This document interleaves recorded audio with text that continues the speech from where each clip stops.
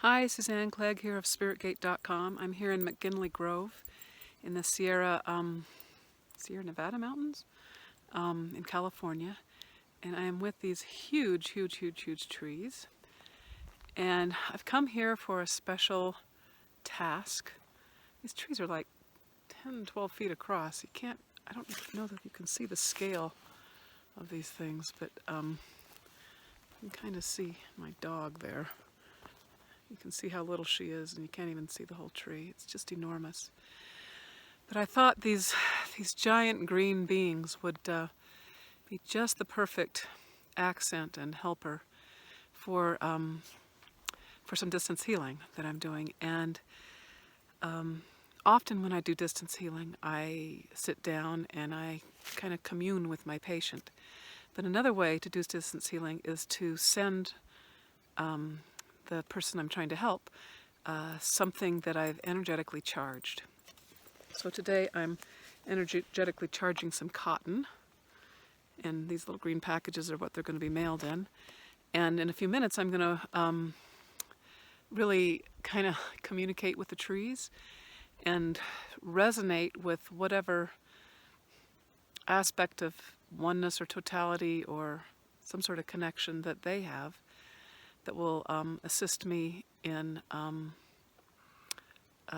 charging this cotton with healing intention. And rather than, it's beyond the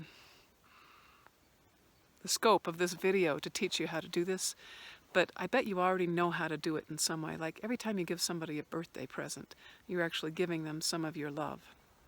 That's a type of distance healing in a way.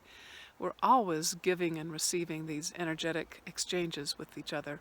We just don't maybe use that language around them.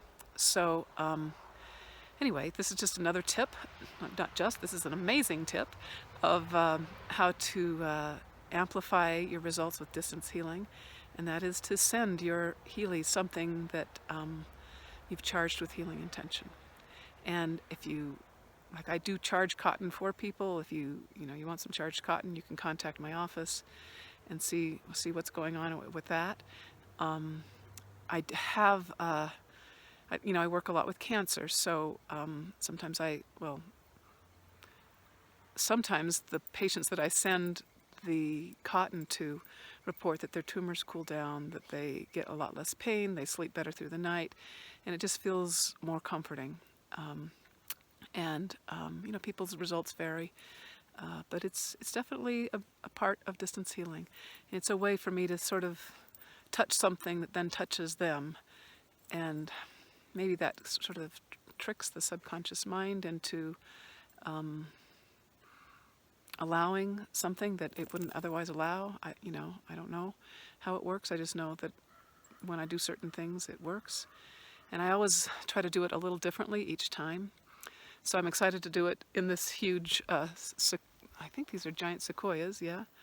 And I'm the only one here. Some cars go by every once in a while, so it's a nice, private, little sacred temple kind of thing. So I'm looking forward to doing this deed and getting them in the mail for my patients. And so if you want to know more about distance healing, SpiritGate.com, and stay tuned for more videos on how to enhance distance healing. Okay, bye-bye.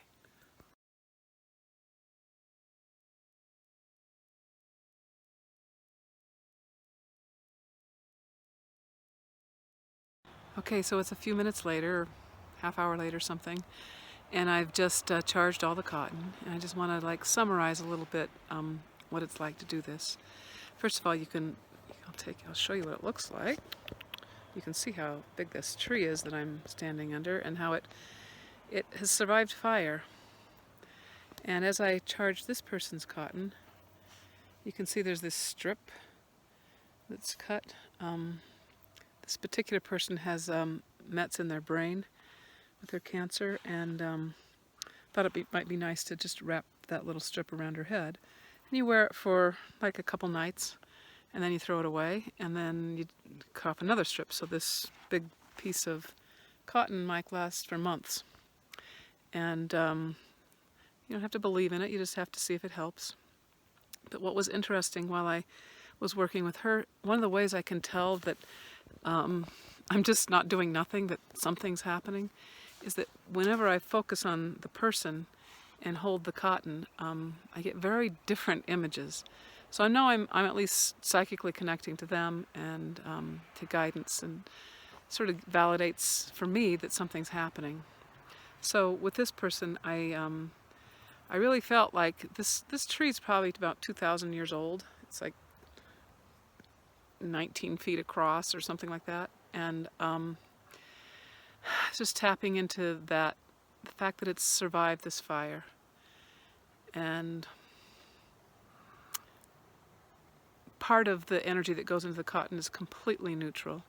But part of it has the color of me attached to it, and part of it now has the color of this tree. I actually put the cloth on the tree for a while, so if it's a little dirty when she gets it in the mail, that'll be why it's dirty. And then the other two that I did, one I really tapped in, this other woman, she was charging her cotton, and I really tapped into the age of these trees. And in my octave resonance healing approach, I really get into frequency.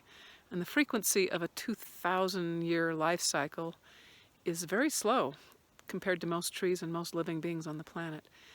And I really tapped into that, the power of that longevity. It was almost as stable as a rock or something. I mean, rocks also live a very long time, or exist in one form for a very, very, very long time. But it just, the longevity of it and the steadiness of it, I felt like that was going into the cotton, so that was nice. And then the other person's cotton that I charged, and I'll mail it to them in this green envelope.